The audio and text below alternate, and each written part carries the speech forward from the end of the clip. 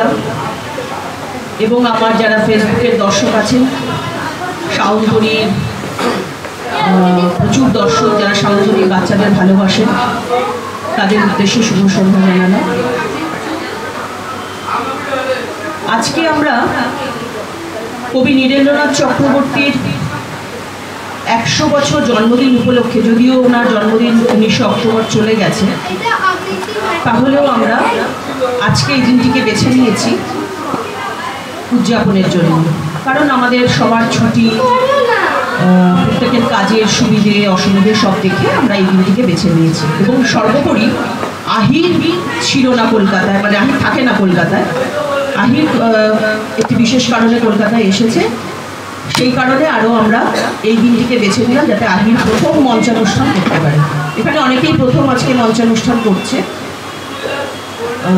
তো আজকে এই অপরচুনিটি ক্যাফেটা আমাদের হয়ে গেছে। সিদ্ধান্ত আসবে একটু পরে এসে আমাদের সাথে যোগ দেবে। সিদ্ধান্ত আমাকে বলেছিল যে শ্রাবণীদি, তুমি তোমার শাওনতরীর বাচ্চাদের নিয়ে আমার এই অপরচুনিটি ক্যাফেতে এসো, একটা প্রোগ্রাম করো। সকল বাচ্চাদেরকে অনেক ভালোবাসা, আর যারা আমার থেকে গুরুজন তাদেরকে প্রণাম আর নমস্কার। প্রথমে আমি খুবই ক্ষমা প্রার্থী কি আমার আসতে একটু দেরি হলো। আমি সামনের দিকে বলেছিলাম অ্যাকচুয়ালি আমাদের এই সপ্তাহ অ্যারাউন্ড মানডে, মানে লাস্ট মানডে আমাদের একটা রেস্কিউ অপারেশন হয়েছে, যেখানে আমরা 31টা মেয়েকে রেস্কিউ করেছি সারেন থেকে। সারেন হচ্ছে একটা রিমোট ভিলেজ আমাদের বিহারে। তো সেখানে মাইনার মেয়েরা, মানে 31 জনের মধ্যে 30টা মাইনার আর একটা মেজর মেয়ে। তো এই মেয়েদেরকে অর্কেস্ট্রাতে ডান্স করানো হতো। দেখবেন ইউপি বিহারে ডান্সের খুব কালচার আছে, অর্কেস্ট্রা। তো ডান্স করানো হতো, আবার ডান্সের পর এই মেয়েদেরকে প্রস্টিটিউশনও করানো হতো। তারপর যেটা সমস্যা হয় কি, মানে আপনারা শুনতে অবাক হবে কি এই কালচারটা, এই যে ডান্স করানো হয় জেনারেলি লোক ভাবে কি বিয়ে বাড়ি বা এইসব অনুষ্ঠানে করানো হয়, কিন্তু অ্যাকচুয়ালি না। খালি বিয়ে বাড়ি না, বিয়ে বাড়ি হলো, জন্মদিন হলো, ইভেন আমরা এখন খবর পাচ্ছি কি ইভেন শ্রাদ্ধ বাড়িতেও এই মেয়েদেরকে ডেকে ডান্স করানো হয়। তো এই রেস্কিউ অপারেশনটা আমরা এক্সিকিউট করি গত সোমবার। তো এই এক্সিকিউশনের সময় আমাদের যেটা প্রাইমারি যে ইন্টেন্ট ছিল, সেখানে আমরা 5 থেকে 6টা মেয়েকে রেস্কিউ করতে গেছিলাম। কিন্তু আনফর্চুনেটলি যখন রেস্কিউ করতে যাই আমরা 31টা মেয়েকে রেস্কিউ করি। তো এটা একটা লজিস্টিক্যাল ইনকম্পারেন্স, মানে আপনি যখন 5টা মেয়েকে রেস্কিউ করতে যাচ্ছেন আপনার সেরকম লজিস্টিক্যাল ক্যাপাসিটি থাকে। তো সেটা যখন 31 হয়ে যায়, তো that is almost 6 Times of the, মানে আপনি যা ক্যাপাসিটি নিয়ে গেছেন।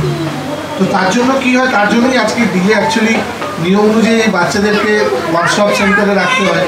ওয়ান স্টপ সেন্টার হচ্ছে সিডব্লিউসি হোম, কিন্তু 31টা বাচ্চাকে রাখার জন্য সারার মতন একটা জায়গায় ওরকম সিডব্লিউসির সেট আপ নেই। তো তার জন্য আমাদের একটা হোটেল বুক করতে হয়, সেই হোটেলে সব বাচ্চাদেরকে রাখতে হয়। হোটেলটাকে একটা ওয়ান স্টপ সেন্টার, একটা জুডিশিয়াল প্রেমিসেসের মতন বানানো হয়, পুলিশ গার্ড দিয়ে, অনেক বড় মানে ঝামেলার জিনিস, বুঝলেন। তো এখন নিয়ম হচ্ছে এবার এই বাচ্চাগুলোকে রিস্টোর হবে এরা রেসপেক্টিভ মানে জুরিসডিকশনের সিডব্লিউসিতে। কারণ কিছু বাচ্চা গুজরাটের, কিছু বাচ্চা বেঙ্গলের, কিছু বাচ্চা আসামের, তো সব নিয়েই বাচ্চা। তো এখন এই বাচ্চারা রিস্টোর হতে গিয়ে এদের রেসপেক্টিভ সিডব্লিউসিতে যাবে। এই যে সিডব্লিউসিতে পাঠানো, ওদের রেসপেক্টিভ সিডব্লিউসিকে ইনফর্ম করা, আর ইনফর্ম করা হলে আমরাও তো জানি না বাচ্চাটা কোথাকার। তো আমাদেরকে জানতে হবে কি বাচ্চাটা কোথাকার হবে। তো সেই বাচ্চার কাউন্সিলিং, তো কাউন্সিলিংয়ের পর সেই রিপোর্ট বানিয়ে সেই রেসপেক্টিভ জুরিসডিকশনের সিডব্লিউসিকে ইনফর্ম করে তারপর বাচ্চাটাকে প্রসিজারে নিয়ে যাবে। আজকে সকাল থেকে আমার এরকম 4টে বাচ্চা রেসপেক্টিভ জুরিসডিকশন সিবানের হোটেল থেকে তাদের 2টো গুজরাট, একটা আসাম বেরোবে। ওই পুরো পেপার ওয়ার্কটা করতে সকাল থেকে করছি। তিনি যখন ফোন করেছিলেন তখন আমি সিডব্লিউসির সঙ্গে কথা বলছিলাম, আমি বললাম কথা বলতে পারছি না। তো এই করতে আমি সামনেকেও বলছিলাম, বাইক এসছেন কি যেতে হবে, অনেকবার বলেছে। তো তাই জন্য দেরি হলো। তো কোনো এক্সকিউজ না, মানে ইন্টেনশনালি ভিজে গেছিলাম না, তো অবশ্যই তাড়াতাড়ি চলে আসতাম। আর সামনের ব্যাপারে কী বলবো, বন্ধু আপনারা সবাই আপনাদের বাচ্চাদেরকে নিয়ে আমাদের এই জায়গাটায় এসছেন। আমাদের ক্যাফে একটা রেস্টুরেন্ট, আমরা সবসময় বলি কি এই ক্যাফেটা খোলার মূল উদ্দেশ্য খালি এম্পাওয়ারমেন্ট না, এটা একটা মুভমেন্টও আমাদের জন্য, যেখানে আমরা বলতে চাই কি স্পেশাল বাচ্চা যারা আমাদের সিডাব্লিউএস যেটা বলেছিলেন উইথ স্পেশাল নিডস, স্পেসিফিকলি আপনাদের তো তাও গিফটেড কি আপনারা আছেন আপনাদের বাচ্চাদের কাছে। আমার তো কিছু বাচ্চা আছে যাদের বাবা মাও নেই। আমার এখন একাডেমিতে, আমাদের একটা একাডেমিও চলে যেখানে এখন 18টা বাচ্চা ট্রেনিং নিচ্ছে পরের ক্যাফের জন্য। আমরা একটা নতুন ক্যাফে স্টার্ট করছি সাউথ কলকাতায় চেষ্টা করছি, বাই নেক্সট এপ্রিল আমরা প্রবলি স্টার্ট করেও ফেলবো। তো আমরা আমাদের এই মুভমেন্টের থ্রুতে আমরা মানুষকে বা আপনাদেরকে সেই সচেতনতা দরকার নেই আমার জানা আছে, কিন্তু এই আমাদের এই ছোট্ট সংসারের বাইরে যে সমাজটা আছে তারা কিন্তু এখনও প্রচুর জায়গায় মনে করে কি আমাদের বাচ্চারা অক্ষম বা হোপলেস। তো এই জিনিসগুলোকে চেঞ্জ করার দরকার আছে, এটা আমরা মনে করি। আর তার এক্সাম্পল এই ক্যাফেটা, কেন কি আজকে 23শে জানুয়ারি গত বছর আমরা এই ক্যাফেটা খুলি, মোটামুটি আজকে আমরা 11 মাসের শেষের দিকে। তো 11 মাসের শেষের দিকে কি চেঞ্জ হয়েছে? একটা হয়েছে কি বাচ্চারা ছোট ছোট প্রাণ, এরা কিন্তু বিশাল কিছু বয়স না যদি দেখেন, মানে এদের মধ্যেও ম্যাক্সিমাম আছে 19 বছর বয়স। তো এই বাচ্চারা মিলে গত 11 মাসে 60,000-এর উপরে কাস্টমারকে ম্যানেজ করেছে।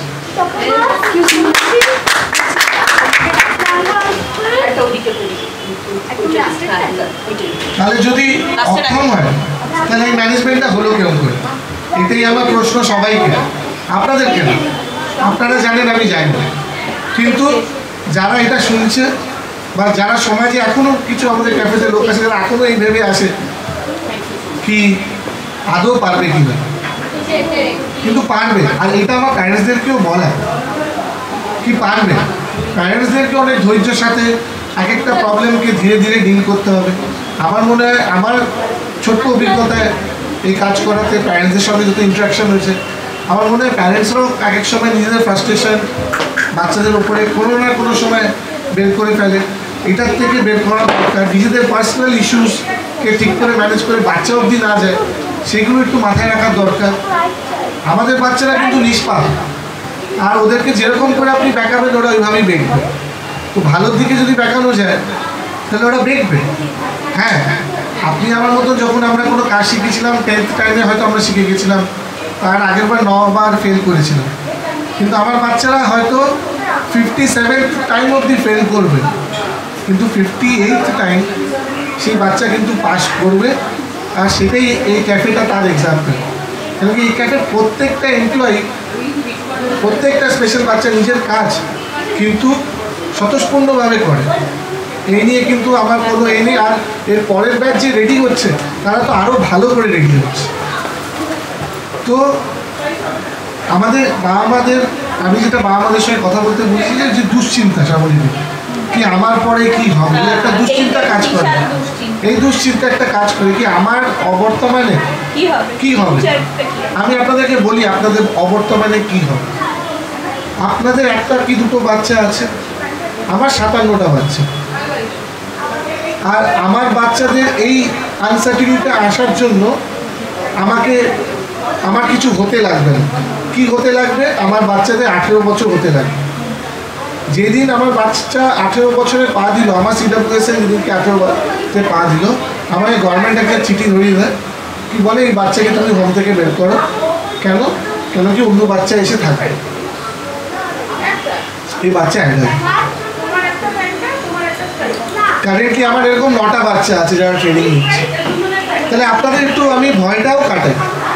আজকে বাপি এখানে শ্যামল আছে, যে শ্যামল যে ছেলেটা এসে এখনই নিয়ে গেল, ও কিন্তু বাবা মা কেউ নেই, ও অরফ্যান।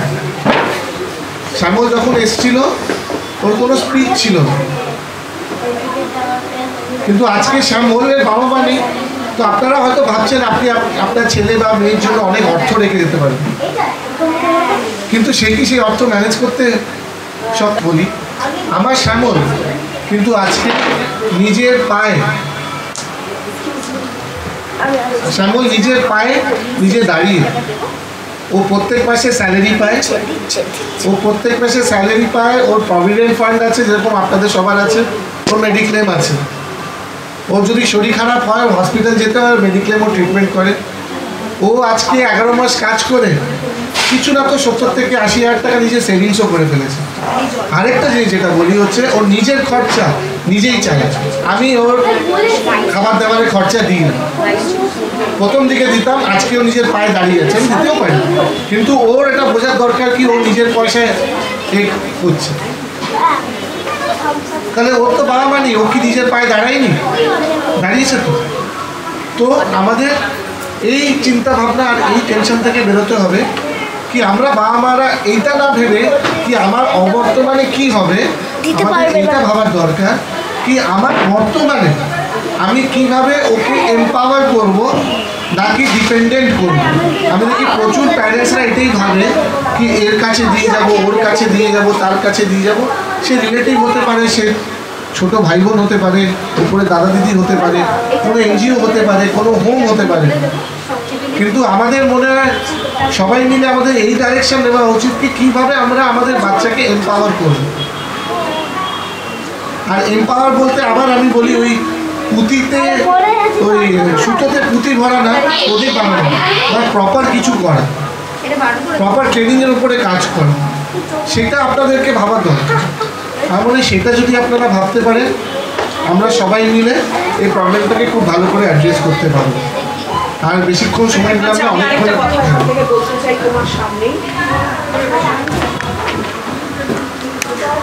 সিদ্ধান্ত আছে যখন, আমি আজকে এই প্ল্যাটফর্মটা এই জন্য নিলাম যে আমরা শাওনতলী থেকে চেষ্টা করছি যে মার্চ মাসে ওদের পরীক্ষার পরে এই যে সিদ্ধান্ত কথাটা বললো খুব দামি, টাকা পয়সা থাকলেই সব হয় না, টাকা পয়সা ম্যানেজ করাটাও একটা বড় ব্যাপার। কারণ এরা এত সরল সোজা হয়, ওদের যে কোনো মানুষ ঠকিয়ে নিয়ে যেতে পারে। আমরাই কত ফ্রডের পাল্লায় পড়ে যাচ্ছি। তো সেই জন্য ওদেরকে আমরা কিভাবে ওদের রোজগারের পথটা আমরা কিভাবে তৈরি করতে পারি, সেইটার জন্য শাওনতলী মার্চে একটা পটারির কোর্স করাচ্ছে। সেখান থেকে ওরা যারা নিজেরা হাতে তৈরি করবে সেগুলোই আমরা বিক্রি করব। এবং যে যেটা ভালো পারে, সবাই যে পড়াশোনা শিখে ভালো হবে বা মানে বাবা মার মতন হবে বা বাড়ির আর কারোর মতন হবে বা লেখাপড়ায় বিশাল কিছু হবে তা তো নয়।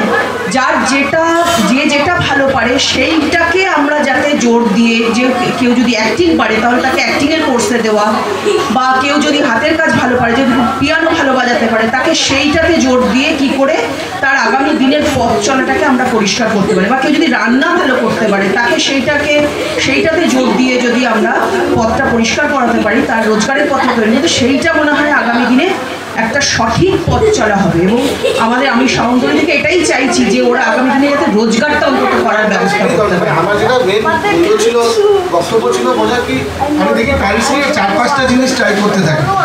আমাদের বাচ্চা কিন্তু যে কোনো একটা জিনিস আপনি ভাবছেন বা ওর যেটা লাইকিং আছে, সেই একটা জিনিসকে ধরে ওকে কতটা টেনে নিয়ে যেতে পারেন সেটা দেখুন। আমি সেটা সবাইকে বলছি, এইটাই আমার মেন বক্তব্য। মানে সবসময় বলি কি এম্পাওয়ারমেন্টের, মানে আজকে আপনার বাচ্চা হয়তো ছোট, প্রথম থেকেই ভাবুন কি কোন ডিরেকশানে, একটা সিঙ্গেল ডিরেকশনালে হোক, মাল্টি ডাইরেকশনাল করলে বাচ্চারা কিন্তু, মানে আমার অভিজ্ঞতায় আমি কিন্তু খুব সাকসেস পাইনি মাল্টি ডাইরেকশনাল। তো আমার যেন আমার একটা সিঙ্গেল ডাইরেকশনাল, কি আমার যত বাচ্চা আছে আমি তাদেরকে ফুড অ্যান্ড সার্ভিসেস ট্রেনিং দেবো। তা ওর মধ্যে এই জন্য আমি ক্যাফে করলাম, এবং আমি আরেকটা ক্যাফে করলাম, মানে এই ডাইরেকশনেই চলছে। তো আপনারা যেমন কেউ ভাবছেন, ধরুন আপনারা স্টিচিং ভাবছেন, বা যেমন দিদি বলে পটারি ভাবছেন, তো যদি স্টিচিং ভাবছেন তো আপনারা যেমন আমরাও ভাবছি কি স্টিচিং শুরু করেছি। তো আমাদের গতকাল জার্মান কনসুলেটে আমরা এই হুডিজ আর টি শার্ট বাচ্চারা ট্রেন্ড হয়ে গেছে, তো ওটা বানাচ্ছি। তো ওটা আমরা আমাদের এই ক্যাফে আছে ওখানে বিক্রি করবো, অনলাইন বিক্রি করবো, এখানে করবো। তো আপনাদের যেটা রোল হচ্ছে, আপনাদেরকে ওদেরকে এম্পাওয়ার করতে হবে, ওদের থেকে কাজটা করাতে হবে, আর প্ল্যাটফর্মটাকে রেডি করে দিতে হবে। আমরা কী করি, আমরা কেন নামটা অপরচুনিটি দিলাম? অপরচুনিটি কি আমরা দিচ্ছি? না, আমরা অপরচুনিটি দিচ্ছি, আমরা কিন্তু প্ল্যাটফর্মটা দিয়েছি। প্ল্যাটফর্মটা দিয়েছি কি সাধারণ লোক এসে এটাকে এক্সপ্লোর করতে পারে, অপরচুনিটি কিন্তু সাধারণ লোকই দিচ্ছে। তো আগে যাই কাস্টমার আসতো তাদের ভেতরের মধ্যে যে পিকআপগুলো ছিল, আজকে সেটা নেই। আজকে প্রচুর কাস্টমার রিপিট আসে না, বহু কাস্টমার রিপিট আসে বলেই 60,000। তো সেক্ষেত্রে থ্যাংক ইউ সিদ্ধান্ত, তোমাকে আর ধন্যবাদ দিয়ে আমি আর শেষ করতে পারবো না। যাই হোক, তোমার খাবার দাবার এবারে আসছে আমাদের, মানে যতটুকু পেয়েছি আমরা খুব ভালো, আমরা তো খুব আন্তরিক, আমার এই ছেলেমেয়েরা ভীষণ আন্তরিক। Thank you so much. Opportunity ক্যাফের একটি বিশেষত্ব আছে, আপনারা অনেকে জানেন বা জানেন না হয়তো। এখানে যারা কাজ করে তারা বিশেষ ক্ষমতা সম্পন্ন, এত সুন্দর তারা খাবার তৈরি করে এত মনোযোগ দিয়ে, যে তাদের এই বিশেষ গুণটিকে আমরা সম্বর্ধনা দেব বলেই হয়তো আজকে আমরা এই দিনটিকে বেছে নিয়েছি। মানে আমার প্রথম দিন এসে এত ভালো লেগেছিল। আজকের এই কবিতার অনুষ্ঠানটি শুধু কবিতার অনুষ্ঠান নয়, এটা অপরচুনিটি ক্যাফের জন্যও আমরা একটি দিন রাখলাম, শাওনতরীর জন্যও একটি দিন রাখলাম। যে কাজ আমরা এতদিন, আমি অন্তত এতদিন করে উঠতে পারিনি, সেই আলো এবার জন্য যে শুয়ে রয়েছে ধুলি সজ্জায় তার হাত ধরে যেন তুলতে পারি, এই শপথ যিনি লিখে যান তিনি কবি নীরেন্দ্রনাথ চক্রবর্তী।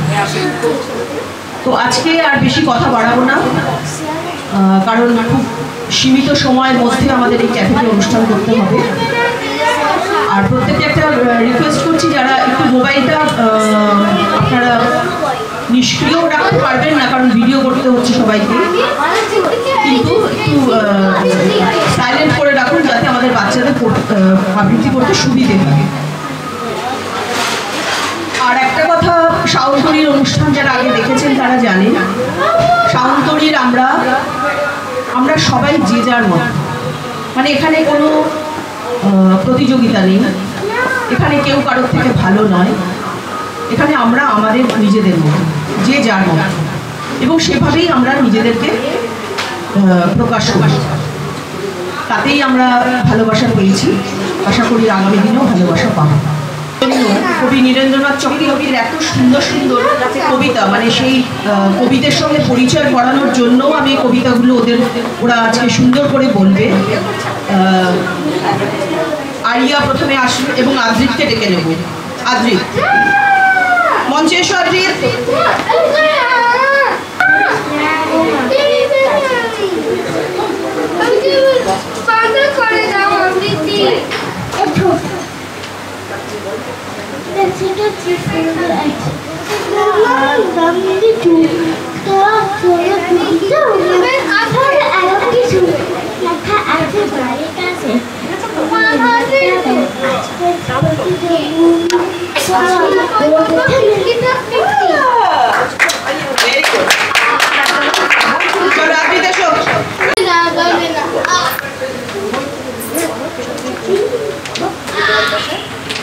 নাও নিজের হাতে ধরো তো। আচ্ছা চলো মাই, চলো নিজের হাতে ধরো। হ্যাঁ, এখানে সবাই এখানে ভিডিও হচ্ছে। চলো বলো, যার বাসায় ওরা, আমি বলবো ওর সাথে। হ্যাঁ চলো, তাহলে মায়ের সাথে বলো, মায়ের সাথে বলো। যার বাসায়, হ্যাঁ তুমি বলবে। যে যার বাসায় ওই যে ওরা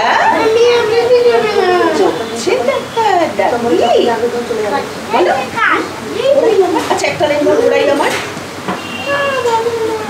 বাবুই ফিরে বলো। তাহলে পরে বলবে, পরে বলবে, কখন বলবে? আচ্ছা পরে বলবে তো, ঠিক আছে যাও বসো। তাহলে এখন বলবো। হ্যাঁ ওই যে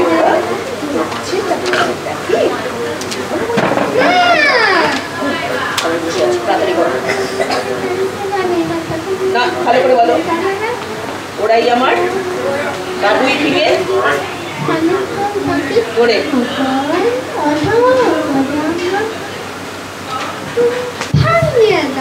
আবার সাত সকালে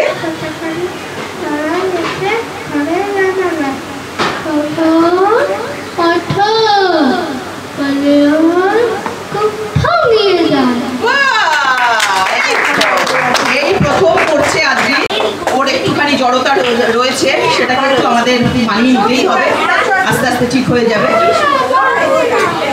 খুব ভালো হয়েছে আদ্রি, না কাঁদবে না।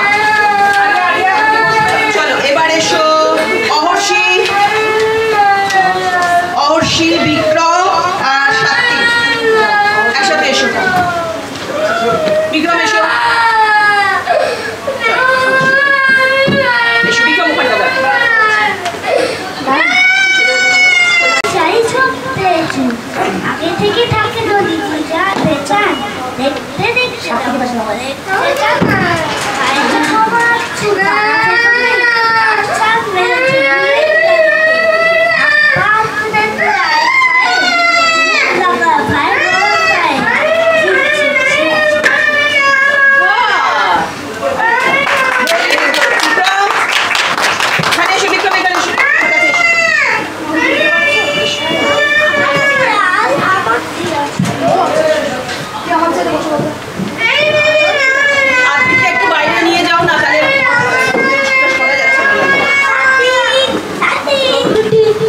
চটি পাওয়া চাই তালি হয়ে যাব শিমুলতলায় নদী ছড়পুর রান্নাটি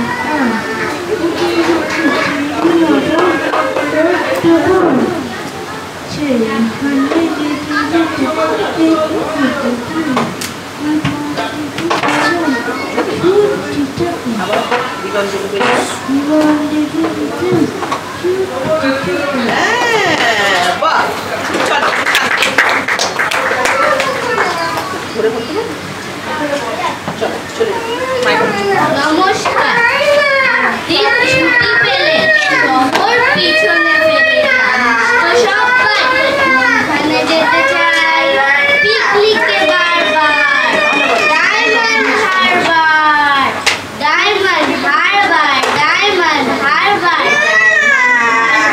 ডায়মন্ড হারবার আর যদি ছুটি পাই 3 দিন ধর্মতলার মোড়ে সরকারি বাস ধরে সকলে দি চুট দীঘা জুনপুর দীঘা জুনপুর দীঘা জুনপুর দীঘা জুনপুর ছুটি পেলে 1 মাস রয়েছে রকেট বাস পথ 12 ঘন্টা সেইখানে যাই যার গাছেই পাহাড় পুরি জায়গাটা শিলিগুড়ি জায়গাটা শিলিগুড়ি জায়গাটা শিলিগুড়ি জায়গাটা শিলিগুড়ি জায়গাটা শিলিগুড়ি শিলিগুড়ি থেকে ভাই টয় ট্রেনে চড়া যায় ট্রেন যেন টিকি টিকি টিকি টিকি টিক পাহাড়ের গা বেশে চলেছে মেঘে দেশে মেঘ যেই কেটে যায় আকাশে জানালায়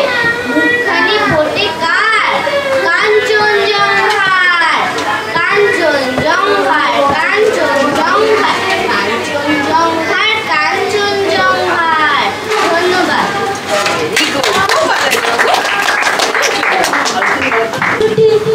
চটি পাওয়া চাই তালি হয়ে যাব শিমুলতলায় নদী ছড়পুর রান্নাটি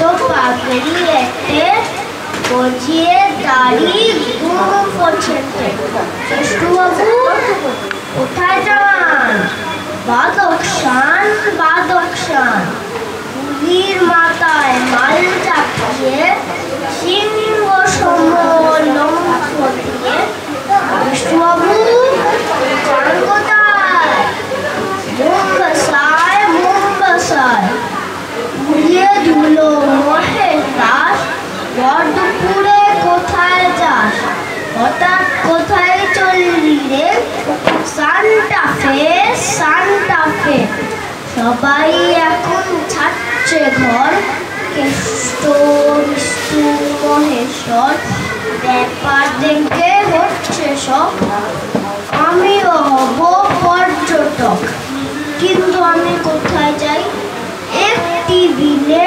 টঙ্গা নাই তাই নিয়ে যাই কোথায় আর শ্যামবাজার শ্যামবাজার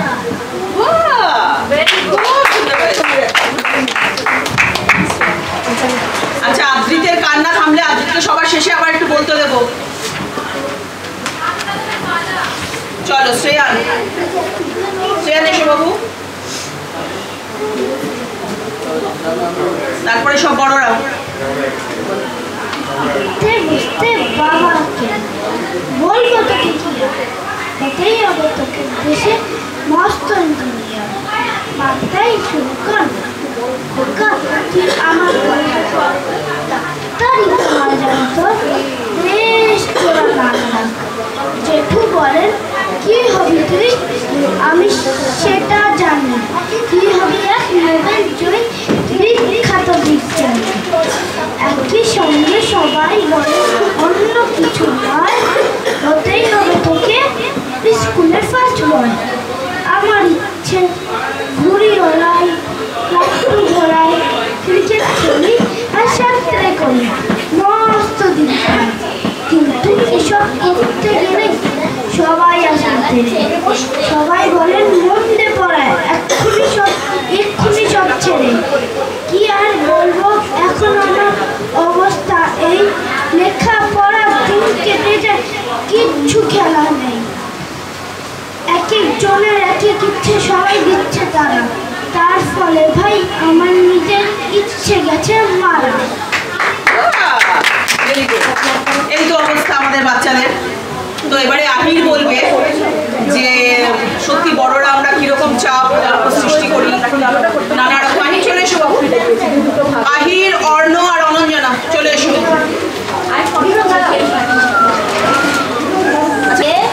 বজিয়ে দাড়ি ঘুম করছে বাবু কোথায় যান বাদক শান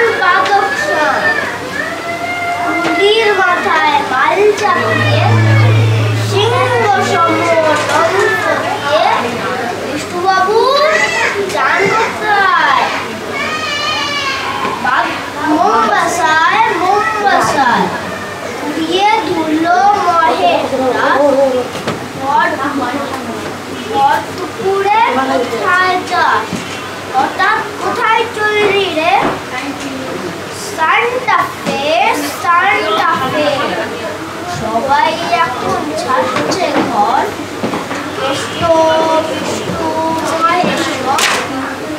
ব্যাপার দেখে হচ্ছে সব আমিও হব পর্যটক কিন্তু আমি কোথায় যাই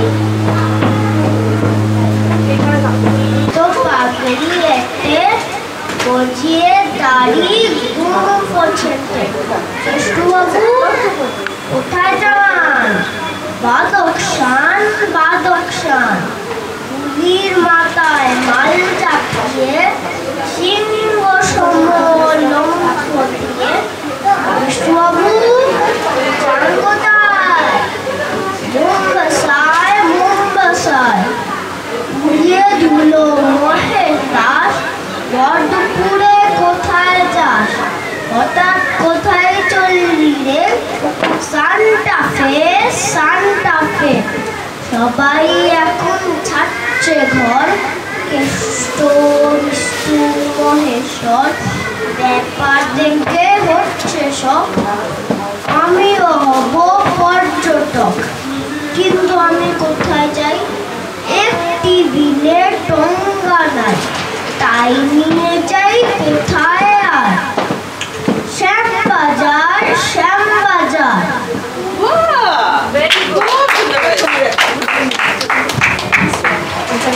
আচ্ছা আদ্রিতের কান্না থামলে আদ্রিতকে সবার শেষে আবার একটু বলতে দেবো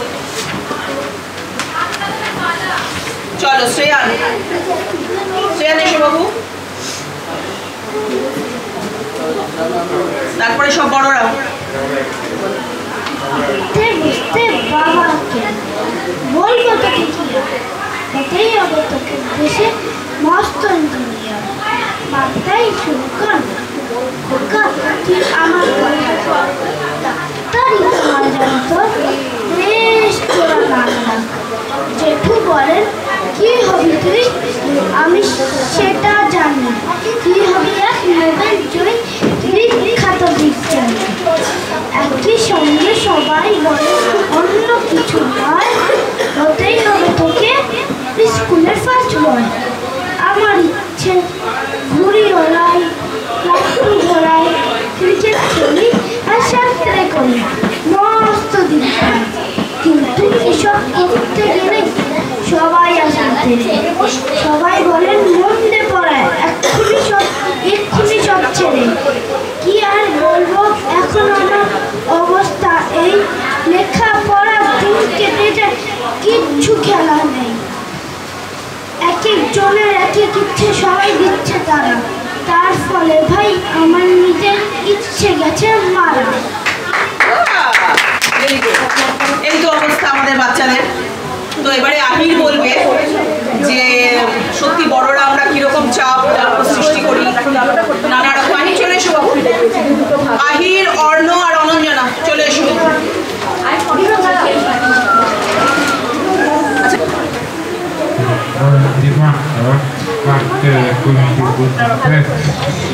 বড় ব্যক্তিগত উপস্থিত আছে মুক্তিযুদ্ধে সরকার একটি কাজ করো অন্যায় করো সমস্ত পর্যায়ে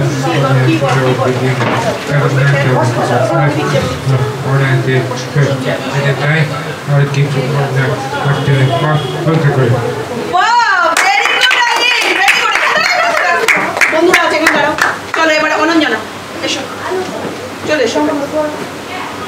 নাও বলো, নিজে ধরে বলতে পারো। তিনি না জানেন রাম, না জানেন গঙ্গা, না চেনেন মাটি, না চেনেন মানুষ। মাটি বলতে তিনি নির্বাচন কেন্দ্র বোঝেন এবং মানুষ বলতে ভুটান। রামপুরের মাটি যে 7 ফুট জলের তলে শুয়ে আছে, এ খবরে তার চরিত্রার কোনো ব্যাঘাত ঘটেনি, কেননা রামপুর তার নির্বাচন কেন্দ্রের অন্তর্ভুক্ত নয়। কিন্তু গঙ্গানগরে গুটিতেন বাচ্চা এবং জনাকয় থুরথুরে বুড়ো বুড়ি যে বানের জলে ভেসে গিয়েছে, এই খবর পেয়ে তাকে ঘুমের বড়ি খেতে হয়েছিল। কিন্তু ঘুম ভাঙবার পরে এখন আবার তার শরীরটা বেশ ঝরঝরে লাগছে, কেননা তিনি জানেন যে বাচ্চাদের ভোটাধিকার নেই এবং যে গ্রাম থেকে নিকটতম পোলিং বুথটিও অন্তত 2.5 মাইল দূরে, পারণ পক্ষে বুড়োরা সেখানে ভোট দেয় না। ধন্যবাদ। খুব সুন্দর হয়েছে, ভেরি গুড। সবাই দেখছে যে রাজা উলঙ্গ, তবুও সবাই হাততালি দিচ্ছে, সবাই চেঁচিয়ে বলছে সাবাস সাবাস। কারো মনে সংস্কার, কারো ভয়, কেউ বা নিজের বুদ্ধি অন্য মানুষের কাছে বন্ধক দিয়েছে, কেউ বা পরান্নভোজী, কৃপাপ্রার্থী, উমেদার, প্রবঞ্চক। কেউ ভাবছে রাজবস্ত্র সত্যিই অতি সূক্ষ্ম, চোখে পড়ছে না যদিও তবু আছে, অন্তত থাকাটা কিছু অসম্ভব নয়। গল্পটা সবাই জানে, কিন্তু সেই গল্পের ভিতরে শুধুই প্রশস্তি বাক্য উচ্চারক কিছু আপদমস্তক ভীতু, ফন্দিবাজ অথবা নির্বোধ স্তাবক ছিল না। একটি শিশুও ছিল, সত্যবাদী, সরল, সাহসী একটি শিশু। নেমেছে গল্পের রাজা বাস্তবের প্রকাশ্য রাস্তায়, আবার হাততালি উঠছে মুহুর্মুহু, জমে উঠছে স্তাবক বৃন্দের ভিড়। কিন্তু সেই ভিড়ের ভিতরে আমি আর শিশুটিকে কোথাও খুঁজে পেলাম না। শিশুটি কোথায় গেল? কেউ কি তাকে কোনো পাহাড়ের গোপন গুহায় লুকিয়ে রেখেছে, নাকি সে পাথর ঘাস মাটি নিয়ে খেলতে খেলতে ঘুমিয়ে পড়েছে কোনো দূর নির্জন নদীর ধারে অথবা কোনো প্রান্তরের গাছের ছায়ায়?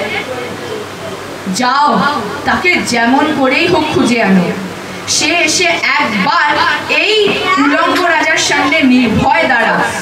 সে এসে একবার এই হাততালির ঊর্ধ্বে গলা তুলে জিজ্ঞাসা করুক, রাজা তোর কাপড় কোথায়? নমস্কার। আচ্ছা, আমি আজকে যারা প্রথম মঞ্চে করলো, আহির, অবর্ষী, আদ্রিত, শ্রেয়ান, এদের প্রত্যেকের মাকে আমি একটা ধন্যবাদ দিতে চাইছি, কারণ এরা এর আগে কোনোদিন মঞ্চে করেনি, আজকে প্রথম মঞ্চে অনুষ্ঠান করলো, খুব ভালো লাগলো। অনঞ্জনা, এদের প্রত্যেকের মায়ের জন্য আমার অসংখ্য ধন্যবাদ, কারণ এরা অনেক পরিশ্রম করেছে বাচ্চাদের পেছনে। আচ্ছা চলো সায়নী।